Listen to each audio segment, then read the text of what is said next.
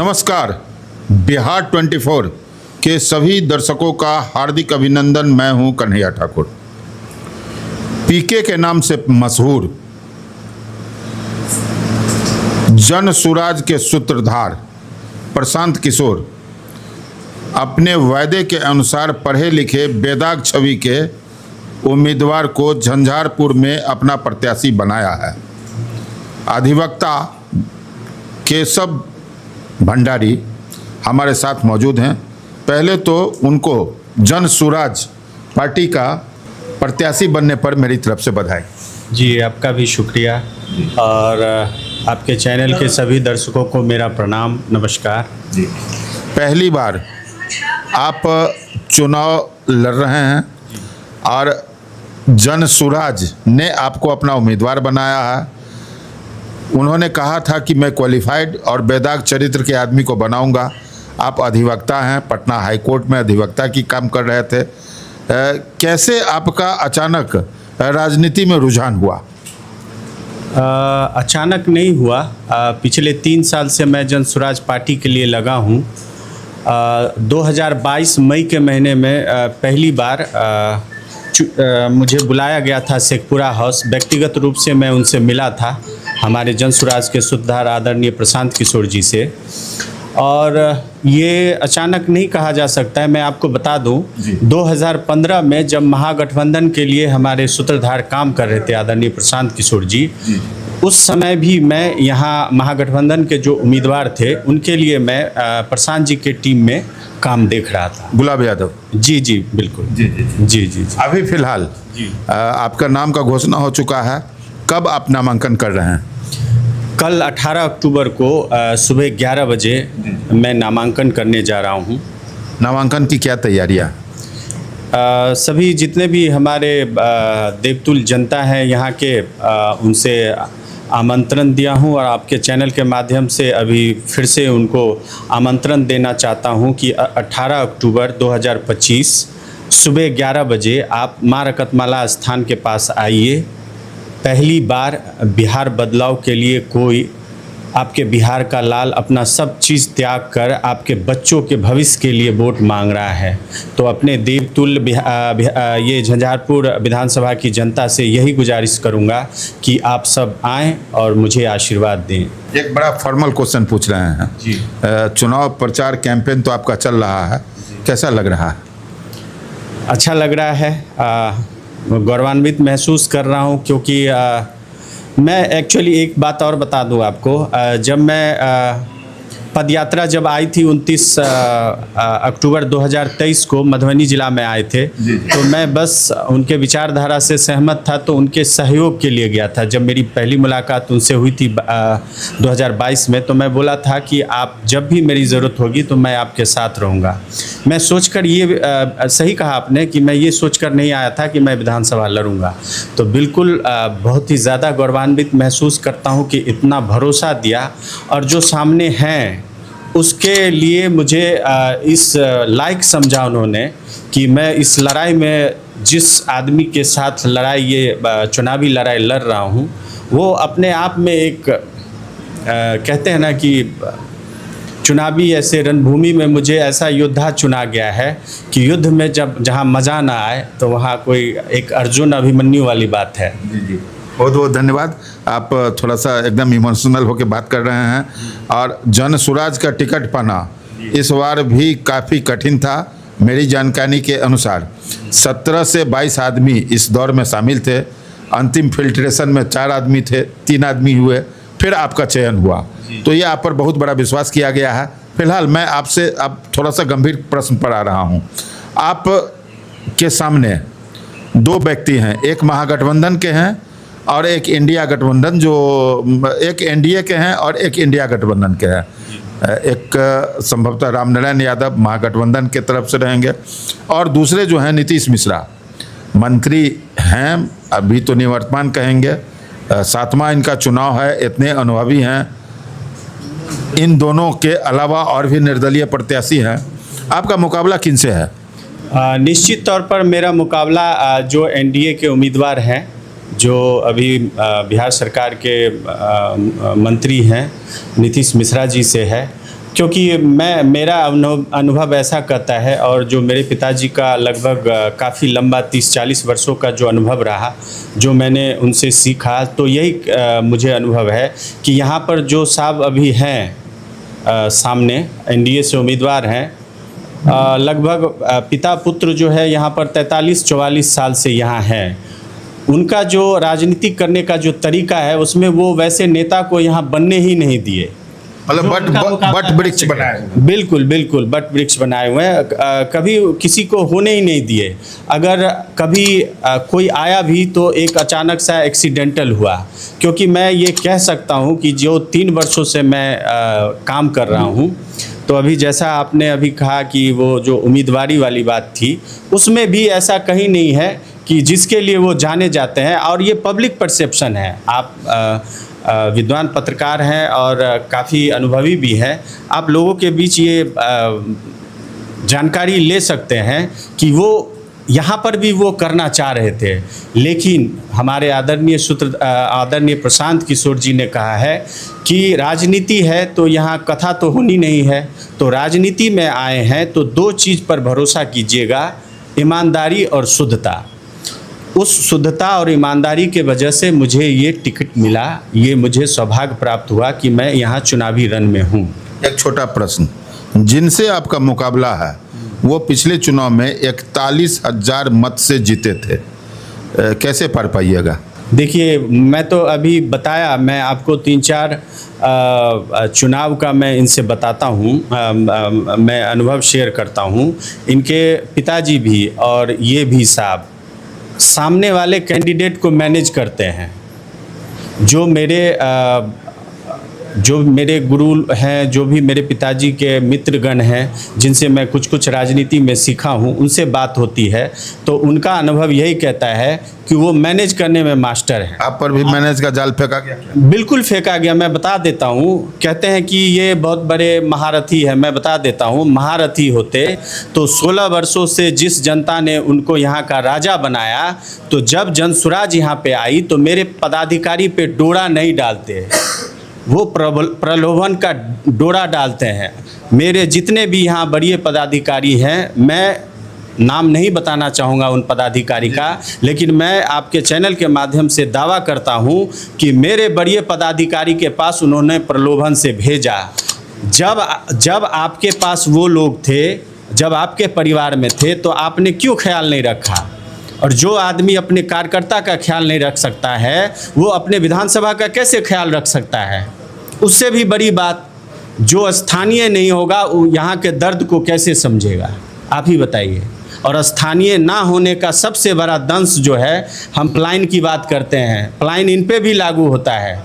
मैं मंत्री जी से पिछले 1 महीने से आप ही लोग के मीडिया के साथी के माध्यम से पूछ रहा हूं कि 16 वर्षों में कोई एक दिन आप बता दीजिए जो झंझारपुर विधानसभा के किसी गांव, कहीं रेस्ट हाउस, किसी होटल में आपने एक रात गुजारा हो और पब्लिक के लिए कोई ऐसा जनता की अदालत आप लगाए हैं, उनके दुख दर्दों के लिए, उनकी समस्याओं के लिए। एक दिन सिर्फ 16 वर्षों में 16 × 365 365, उसमें एक दिन इनके पास नहीं मिला और कहते हैं महारथी है।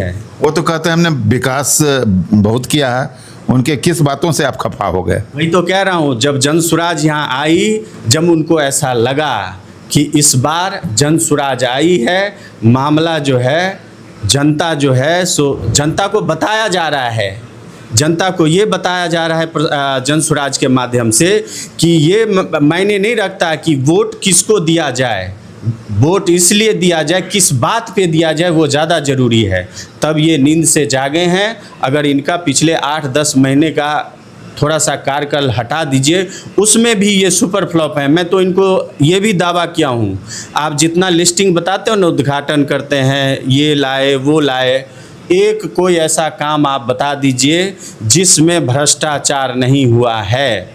आप ही एक काम बता दीजिए, उस पर जांच हो जाए। बहुत सारे ऐसे काम हैं बनाने को, कमला नदी पे एक व्यू पॉइंट बना रहे हैं, आप एक बार उस कागज़ को सार्वजनिक कर सकते हैं। आपने अभी स्टेडियम में जो है सो इंडोर स्टेडियम का जो है सो मेरी जानकारी के मुताबिक बताया, वो तो ओपन स्टेडियम है, जो मैट लगा गया है उस पर कील चोहे पट्टी करते हैं, ये इनका इंडोर स्टेडियम है। अभी मैं गया था 4 दिन पहले, जो चारों तरफ लाइटें लगी थी वो टूटी पड़ी है। जो उसका प्लेटफॉर्म बनाया गया वो धंस गई है। और वो कितने का बजट है? 1.39 करोड़। 1.39 करोड़। जी, अभी आपने सुना होगा एक ड्योढ़ी पोखर में, और भ्रष्टाचार के नाम पे तो उनको सुनाई नहीं देता है। मैं बता रहा हूँ आपको, यहाँ पर भ्रष्टाचार के नाम पे जब जब भी मुद्दे होते हैं, मैं बताया आपको, वो मैनेज करने में बहुत मास्टर हैं। अभी तक मैनेज करके ही जीते हैं।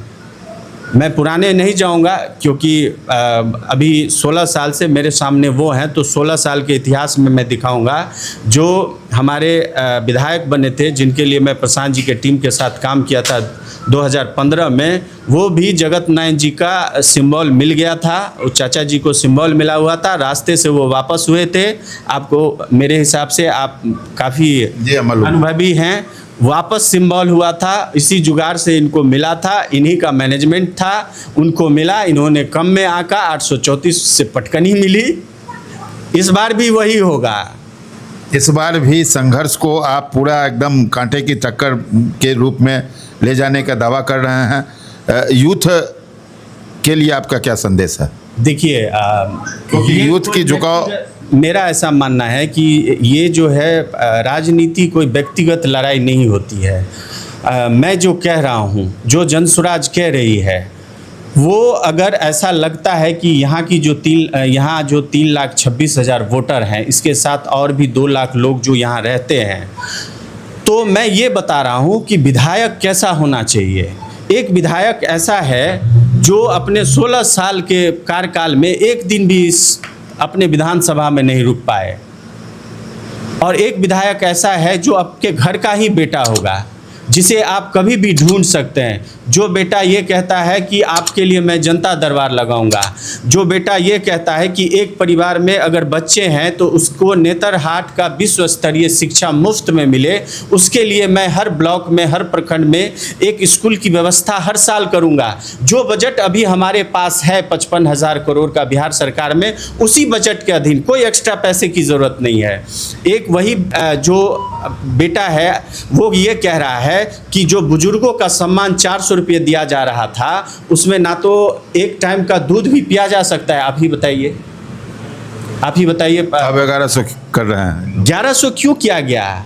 यही तो बात है। प्रशांत जी जब से बोलना शुरू किए हैं पिछले 3 साल से, गांव-गांव पदयात्रा के माध्यम से, तब इन्होंने 1100 किया। हम क्या कह रहे हैं? 2000 देंगे। 1100 भी कम है, 2000 दे सकते हैं। क्या हो जाएगा? अभी 3000 करोड़ बजट हुआ है, 6000 करोड़ हो जाएगा। यह बिहार की बजट 3 लाख करोड़ से ज़्यादा है। क्या फ़र्क पड़ता है? 3000 करोड़ भी नहीं दे सकते, इतना भी अपने बुजुर्ग को सम्मान नहीं दे सकते हैं। इसके बाद जो किसानों की स्थिति है, उसमें नकदी फसल के लिए जब तक हम साधन की मुहैया नहीं कराएंगे, तो कहना मनरेगा का जो 8000 करोड़ रुपया इस अकाउंटिंग ईयर में चला गया, उसका यूटिलाइजेशन प्रॉपर हो, उस 8000 करोड़ का उपयोग हो और नकदी फसल के लिए मजदूर से जोड़ दिया जाए। 12,000 से 15,000 यहीं जो वहाँ कमाते हैं उनको यहीं पर मिल जाएगा। हम यही कहते हैं कि स्वरोजगार के लिए अभी आपने देखा होगा 10,000 रुपये 2022 में विधानसभा से जो मुख्यमंत्री कहते हैं कि 94 लाख परिवार को 2-2 लाख रुपए दूंगा। 94 लाख मेरे भाई लोग पीछे रह गए, एक को भी मिला? 10,000 का ये देते हैं, अमली जामा वोट खरीदने का काम करते हैं। ये 10,000 लुभावना है, बिल्कुल लुभावना है। हम कह रहे हैं युवा को रोजगार देंगे। महिलाओं के साथ जो अभी गांव-गांव आप जाइए, अन्याय हो रहा है। 20% 30% पे ब्याज लिया जा रहा है। जितनी कमाई नहीं होती उससे ज़्यादा ब्याज लिया जितना मूलधन नहीं होता उससे ज़्यादा ब्याज लिया जा रहा है। तो हम कह रहे हैं ये नहीं कि 2000, 4000, 10,000, हम सीधा कह रहे हैं क्षमता अनुसार, उनके कार्य क्षमता अनुसार 5 लाख तक का लोन दिया जाएगा स्वरोजगार के लिए, और उस पर सिर्फ 4% का सालाना ब्याज लिया जाएगा। अगर 1 लाख रुपये सरकार देगी तो सिर्फ 4,000 रुपये 1 साल में ब्याज लगेंगे। ये बिहार लेवल की बात हुई, जिस पर आपके सूत्रधार प्रशांत किशोर जी काफ़ी बोल रहे हैं। उन्होंने जानकारी दिया है, वे स्पष्ट कहते हैं कि आप अपने बच्चों के भविष्य के लिए इस बार वोटिंग कीजिए। मैं आपसे ये जानना चाहता हूँ, अगर आप इस बार जनता ने कोई मिरेकल किया और आपको मैंडेट दिया, आप यहाँ के विधायक बनते हैं, तो पहला काम कौन सा करेंगे झंझारपुर विधानसभा के लिए? देखिए, वही बात मैं बता रहा था। अभी मैं पिछले 3-4 महीने से जब क्षेत्र में जाता हूँ तो जो मोस्ट यूथ हैं, ऑलमोस्ट 70-80% यूथ कहते हैं कि भैया ज़िला बनना चाहिए। तो सबसे पहले मैं ये बताया हूँ, अभी कुछ दिन पहले भी बताया हूँ कि अगर मुझे ये सौभाग्य प्राप्त हुआ, मैं यहाँ का विधायक बना, तो पहले मैं सदन में जाऊंगा तो सबसे पहला जो मेरा ये होगा मुद्दा वो यही होगा कि झंझारपुर को ज़िला बनाया जाए। और ज़िला वैसा नहीं कि ज़िला बन गया और नाले पे सड़क है, सड़क पे नाले है, वैसा नहीं। एक सबसे पहले बनूंगा, एक विदिन अ मंथ में एक मास्टर प्लान बनाऊंगा इस शहर के हिसाब से, जिसमें लोगों का सपना हो, आसपास के लोग ये कहें कि उस शहर में मुझे रहना है, बहुत सुंदर शहर है, वैसा मैं मास्टर प्लान बनाऊंगा। ऐसा नहीं कि आधा शहर बारिश होती है तो वाटर लॉगिंग में डूबा होता है। स्टेट बैंक अभी इधर आया है, आपकी जानकारी में होगी, स्टेट बैंक जो डूबा रहता है, आधे से ज़्यादा उस तरफ के लोग, वो भी मार्केट अच्छा है, एक RS है, एक पुरानी बाज़ार है, दोनों मार्केट है झंझारपुर नगर का। आधी मार्केट बारिश में परेशान होती है। तो मैं एक मास्टर प्लान के तहत एक महीने के अंदर अपने लोगों को बिठाऊंगा, जो भी यहाँ पर सक्षम पदाधिकारी हैं उनसे बैठूंगा, एक मास्टर प्लान बनाऊंगा, सुंदर शहर बनाऊंगा, और साथ में फर्स्ट विधानसभा का जो सत्र होगा उसमें जिला का मुद्दा उठाऊंगा।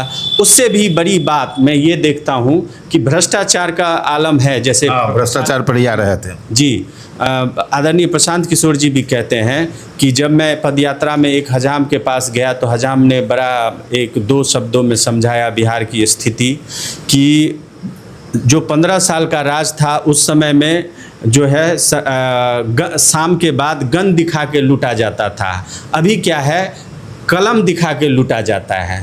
मतलब पहले वे हजामत बनती थी, अपराधी बनाते थे, आज अधिकारी बना। कलम से हजामत होती है, उस जमाने में बंदूक से होती थी, वो सेम है। तो जो कलम की हजामत है, निश्चित तौर पे इस पे अंकुश लगाने का मेरा जो है प्रायोरिटी रहेगा, प्राथमिकता रहेगी। और जो यहाँ के मूल सुविधाएं एक होती है, जैसे मैं बताता हूँ आपको, अस्पताल है। अभी कुछ दिनों से मैं महसूस कर रहा हूँ, पिछले 2 महीने से, कि स्वास्थ्य की कुव्यवस्था की वजह से बहुत ही नाबालिग बच्चियों का जो है देहांत हो रहा है, जो बहुत दुखद है। उस 2-3 घटना में मैं मौजूद था, तो उसकी प्रॉपर व्यवस्था नहीं होने के कारण अनुमंडल स्थल में ये होती है, क्योंकि वहाँ कोई ऐसी महिला डॉक्टर है ही नहीं।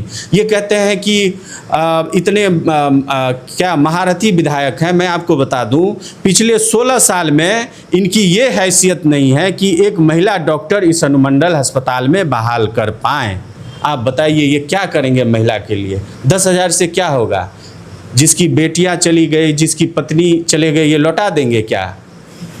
अच्छा, ये तो बहुत सारी बातें हैं, बातें लंबी हो जाएंगी। आप पूरे दिन थके हुए हैं और थकावट में मैं आपको रोक करके आपका समय ले रहा हूं, तो मैं अपनी बातों को समाप्त करने से पहले 2 छोटी छोटी बातों की जानकारी आपसे लेना चाहता हूं।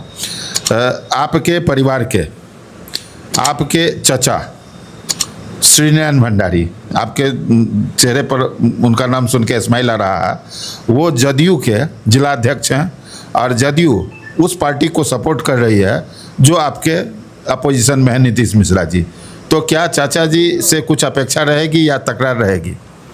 देखिए, राजनीति जो होती है वो व्यक्तिगत के लिए नहीं होती है। मेरे चाचा जी हैं, वो मेरे व्यक्तिगत संबंध है, सदैव चाचा जी रहेंगे, क्योंकि मेरे फादर से छोटे हैं तो चाचा जी रहेंगे। लेकिन पार्टी जब राजनीति होती है तो इसमें कोई भी एक विचारधारा या जो भी मुद्दे होते हैं वो जनमानस के लिए होती है, व्यक्तिगत के लिए नहीं होते हैं। अगर मैं जन स्वराज का प्रत्याशी बना तो ये मैं अपने लिए नहीं बन रहा हूँ। मुझे ऐसा लगा कि जो हमारे विधानसभा की स्थिति है, सबसे पहले तो बिहार की स्थिति देखकर मैं प्रशांत जी के साथ जुड़ा, उनसे कंधा मिलाकर जो सहयोग कर सकता था करने की कोशिश भरसक प्रयास किया। फिर मुझे ये सौभाग्य प्राप्त हुआ, तो अब मैं ये देखता हूँ कि जो जिम्मेदारी मुझे दी है उन्होंने, वो इस विधानसभा की दी है। तो ये विचारधारी की बात है। और एक बात बता देता हूँ, फिर मैं उसी मैनेजमेंट पे आता हूँ, इनकी मैनेजमेंट पे। मैं बता दूँ, 2024 जनवरी में जब केशव भंडारी को जिला अध्यक्ष बनाया गया, उससे पहले न भाजपा के कोई पदाधिकारी थे उस पार्टी में, न जेडीयू के थे, जो हमारे चाचा जी को बनाया गया। मैं बता दूं आपको, इसके बाद आपने सुना होगा कि आयोग में बहाल किया गया। आप समझ रहे हैं, ये उनकी बेचैनी है। आप चारों तरफ देखेंगे, अभी आपने नामांकन का दिया होगा तो लोगों पे साइकोलॉजिकल इफ़ेक्ट डालते हैं। मतलब उनको तो आदत पड़ी हुई है मैनेजमेंट की, लोगों को ऐसे ही, जनता को वो लोग क्या समझते हैं बताने की ज़रूरत नहीं है। उनको लगता है 4 लोगों को स्टेज पे लाया जाएगा। अरे भाई, मुद्दे की बात तो कर लीजिए। आप इतना विकास किए हैं तो आप विकास पे क्यों नहीं लड़ते हैं कि हाँ, सीना ठोक के बोलिए कि हमने ये काम किया है और ये काम किया है। आप चलिए देख लीजिए, आपके बच्चों के लिए किया, यहाँ जनता के हित के लिए किया या अपने लिए किया। बेचैनी से थोड़ा सा सुकून की ओर जा रहे हैं। दूसरा जो मेरा प्रश्न था छोटा सा, यहाँ के एक चर्चित नाम है राजनीति में, गुलाब यादव। यहाँ के विधायक भी रह चुके हैं और नीतीश मिश्रा को एक बार हरा भी चुके हैं। जिस बार उन्होंने नीतीश मिश्रा को हराया था, उस समय में गुलाब यादव के चुनावी कैंपेन को आप देख रहे थे। इस बार आप स्वयं मैदान में हैं और अभी तक की जानकारी के अनुसार गुलाब यादव मैदान में नहीं है। आपको क्या लगता है, जो कि वो जो आप उनको कर्ज दिए थे वो उतारेंगे इस बार, आपको कुछ मदद करेंगे? कर्ज नहीं था। मैं उस समय में, आप जानते हैं कि मेरा जो राजनीतिक इतिहास है मेरे परिवार का, वो राजद से जुड़ा हुआ रहा। बहुत पहले से समाजवादी विचारधारा में हम लोग विश्वास रखते थे। उससे सारे हमारे जो खानदान के लोग थे वो जुड़े रहे। मेरे पिताजी का भी वही रहा। जो कुछ भी है मेरे पिताजी का ही ये राजनीति में देन है। तो वो एक विचारधारा थी, उसके तहत मुझे जो 2015 में मौका मिला तो उनसे जुड़ा। और मैं उनसे लगभग, जब तक मैं जनसुराज में नहीं आया था तो राजद में था। उसी दौरान उनसे कई बार व्यक्तिगत जो है वो संबंध अच्छा हुआ। उसका रीज़न ये था कि मैं अपने हॉबी में एक इंटीरियर का काम करता हूं, जो मेरा शौक़ है। मैं साइड से इसका जो है सो पढ़ाई करके, एक शौक़ है मेरा घर को अच्छे से बनाना, क्रिएटिव बना। अगर कोई सोच सकता है कि ये अच्छा नहीं हो सकता, मैं उसी को अच्छा बनाता हूं। तो एक मेरा ये जुनून था उस ज़माने में। तो एक घर जो अभी आप देख रहे हैं गंगापुर में, तो वो जो घर था उनका नहीं बताना चाहिए, वो उसी सिचुएशन में था। तो उस समय उनके पास आना जाना था, विधायक थे। तो मुझे बुलाया गया कि केशव ऐसे ऐसे बात है। तो मैं बोला ठीक है। बोले कि तू ही कर सकता है। तो मुझे वो उन्होंने दिया, वो जिम्मेदारी बखूबी किया। उनके मन अनुरूप अभी जो जाते हैं उनका आभास जो है, जबकि मैं आर्किटेक्चर नहीं हूँ पर थोड़ा सा ज्ञान था, तो उसमें भी जो चीज़ें, मैं सिविल वर्क नहीं करता हूँ जनरली, उसमें जो सहयोग हो सका A to Z जो वर्क हुआ है वो किया हूँ। उस दिन से और भी ज़्यादा एक होता है ना कि आपने कभी किसी के साथ व्यवसाय किया हो तो एक व्यक्तिगत संबंध है, तो व्यक्तिगत संबंध अलग हैं बट राजनीतिक संबंध अलग हैं। राजनीति में वो मेरे प्रतिद्वंदी हैं जिस तरफ वो हैं। अभी तो मेरे हिसाब से उनकी बेटी जो अध्यक्षा हैं वो VIP में हैं। उनका नहीं कह सकते, मेरी जानकारी में तो नहीं है कि वो किसी पार्टी में हैं। तो मेरा व्यक्तिगत है, पर राजनीति में अगर वो किसी तरफ हैं जनसुराज के अलावे, तो वो मेरे प्रतिद्वंदी हैं, राजनीतिक प्रतिद्वंदी हैं। जैसे मेरे चाचा जी भी राजनीतिक प्रतिद्वंदी हैं। बंद करते करते, आप अधिवक्ता हैं, आप आर्किटेक्टर हैं, लोग जानना चाहेंगे थोड़ा सा अपनी क्वालिफिकेशन के बारे में बता दीजिए। देखिए, मैं आर्किटेक्ट का काम नहीं करता। मैंने कहा एक बार मौका मिला तो कुछ किया। सिविल वर्क भी मैंने ही देखा, उसके बाद प्रॉपर इंटीरियर का जो भी वर्क होता है वो मैंने किया। इंटीरियर का जो भी वर्क होता है वो मैं उनके लिए किया था। तो आपका सवाल क्या था? आप अपनी क्वालिफिकेशन जी, मैं अभी जो मेरी है वो लास्ट क्वालिफिकेशन मेरा LLB है, CM लॉ कॉलेज से मैंने किया है। शुरुआत नहीं, केजरीवाल हाई स्कूल का मैं प्रोडक्ट हूँ। अच्छा। फिर बिहार इंटरमीडिएट काउंसिल का मैं इंटरमीडिएट किया हूँ। बीच के दिनों में पिताजी की इच्छा थी कि मैं मेडिकल की पढ़ाई करूँ, तो पटना में रह के अपना 3 साल मेहनत किया, पर उसमें सफल ना हो सका। उस सपने को, पिताजी के सपने को पूरा ना कर सका। उस सपने को मेरी पत्नी पूरा कर रही है। मेरी पत्नी MBBS डॉक्टर है तो उसने किया है। मेरे पिताजी का ये सपना, वो 3 साल मैं पढ़ाई नहीं कर सका, उसमें सफल नहीं हो सका। उसके बाद मैं ग्रेजुएशन स्टार्ट किया तो मैं बीएससी आईटी किया सिक्किम मणिपाल यूनिवर्सिटी से। उसके बाद एक आध साल का फिर से गैप हुआ। उसके बाद एलएलबी किया, पटना हाई कोर्ट में एडवोकेट था। यही मेरा क्वालिफिकेशन है। बीच में जो 1 साल का मैं गैप बता रहा हूँ तो उसमें मैं मुंबई गया था। थोड़ा सा ऐसा लगा कि एक एक्टिंग के लाइन से भी हुआ, पर मैं वहाँ गया तो मधुमती एकेडमी में आर्ट ऑफ लिविंग का किया, जिसकी वजह से मैं प्रॉपर चीज़ें जो इंटीरियर का मैं बता रहा हूँ वही सब सीखा। तो ये था मेरा। चलिए, बहुत बहुत धन्यवाद आपको, शुभकामना आपको। आपका महत्वपूर्ण समय मैंने लिया और मैं उम्मीद करता हूँ कि झंझारपुर की जनता एक स्वस्थ आदमी को चुने। आप भी प्रत्याशी हैं और भी अन्य लोग हैं, और झंझारपुर की जनता अपने बच्चों के भविष्य के लिए वोटिंग करे। धन्यवाद। आप देखते रहें बिहार 24 सच से सामना। चैनल को लाइक करें, सब्सक्राइब करें। कुछ भी कहना हो तो अवश्य कहें।